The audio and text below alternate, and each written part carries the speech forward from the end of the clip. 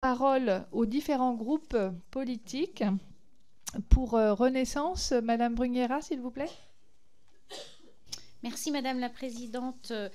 Quelques remarques, chers collègues. Tout d'abord, vous remercier pour votre travail, pour vous être saisis de ce sujet très important et pour la richesse de vos propositions.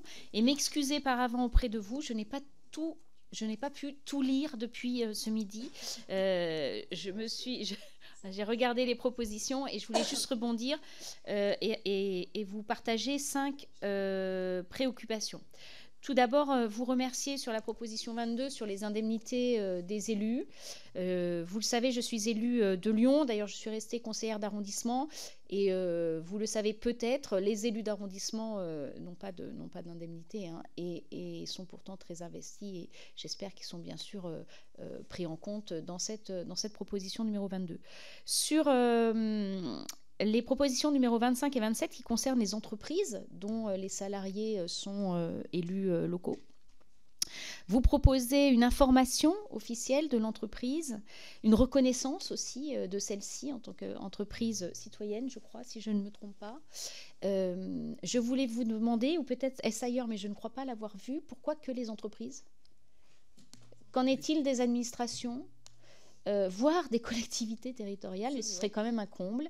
Mais je suis élue depuis 2008 et j'ai eu des collègues élus et adjoints embauchés dans des hôpitaux, dans des administrations diverses et variées, qui avaient presque autant de difficultés que mes collègues élus et travaillant dans une entreprise pour faire valoir leurs autorisations d'absence ou leurs crédits d'heures ou même leurs besoins de disponibilité pour leur mandat local. Troisième remarque, merci beaucoup pour les étudiants. Je pense qu'on n'en parle pas assez. Je suis très heureuse de voir 2 propositions concernant les étudiants élus dans vos propositions.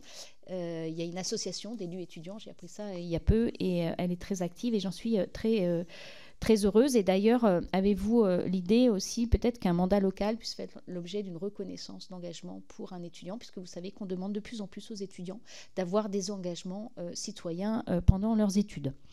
Je partage tout à fait ce que vient de dire Stella Dupont sur le congé maternité. J'ai moi aussi connu ça avec une collègue qui a été très embêtée sur ce sujet, qui n'est pas clair et qui, je trouve, place les élus en congé maternité et en congé maladie dans des situations pas évidentes vis-à-vis des concitoyens, et alors encore pire si on leur réclame bien sûr de rembourser leurs indemnités.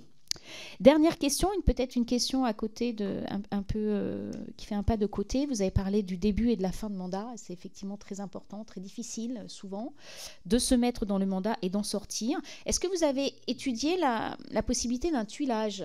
Aujourd'hui, quand on est élu en France, je me souviens très bien du jour où j'ai été élue députée, du jour au lendemain, vous quittez votre travail, du jour au lendemain, vous êtes député, du jour au lendemain, vous devez être en poste.